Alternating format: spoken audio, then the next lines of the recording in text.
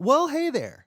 I hope that you're enjoying your holiday end of year hustle. It's a busy time for everyone, and I wanted you to know that I appreciate you sparing a moment to hang out with your old pal Seagy. So I got lost in the nuance of a project, and the month got away from me. Unfortunately, that pushed a full holiday special right out the window. Though I still have a little stocking stuffer planned, it'll be later than I had hoped. But I am very happy to finally share that other project with you all. It's a little different than my usual commentary style videos. Instead, it will be an audio drama, a fully produced audio recreation that pairs with the comic. And since that video will get right into it with no introductions, I thought I'd give a little pretext. Catwoman Lonely City is one of DC's Black Label books. Black Label is an imprint of DC Comics where they are currently publishing their darker books with more adult themes and content.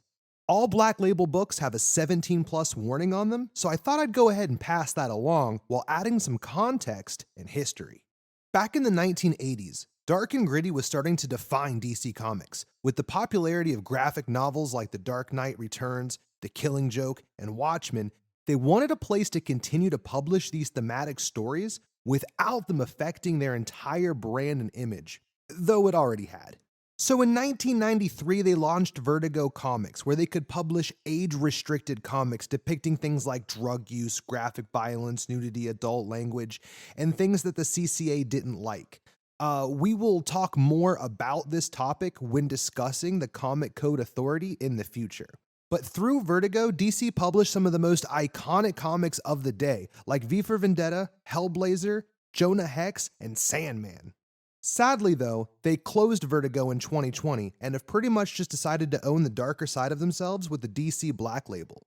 Lonely City is a standalone prestige format miniseries, meaning that the story does not impact the main DC continuity.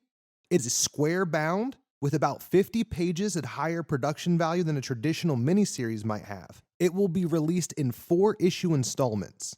So the back of the book tells us that this is set 10 years after what becomes known as Fool's Night Massacre, an event that claimed the lives of Batman, Nightwing, Commissioner Gordon, and the Joker and sent Selina Kyle to prison.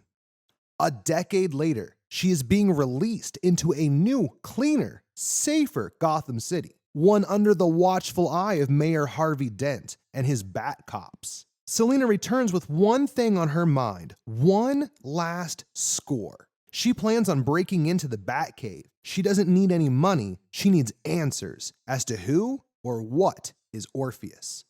Additionally, I'd like to point out that this story was written, drawn, colored, and lettered by the same person, Cliff Chang. And to me, this is a good thing and a lot of work. It means that there is no room for interpretation from the writer to the artist, or any compromises to get things done. This is Cliff's vision through and through. Books 1 and 2 are already available for sale, and I highly recommend checking them out and seeing what's become of Batman's rogue gallery without him. So the audio drama that I made to pair with it was insanely time-consuming, but extremely fulfilling to make. I had so much fun working on this that I would stay up until 4 a.m. after working a full shift of my day job. And sure, it held up the regularly scheduled program. Civil War Part 5 is still on the editor's table, along with Death of Strange 3. So if you happen to enjoy the audio drama format, just let me know. Your reception and interest will directly factor into whether or not I make more in this style or not. Either way, I have a slew of things already in the pipeline for next year, and I hope that you all have a wonderful year's end and a fantastic new year.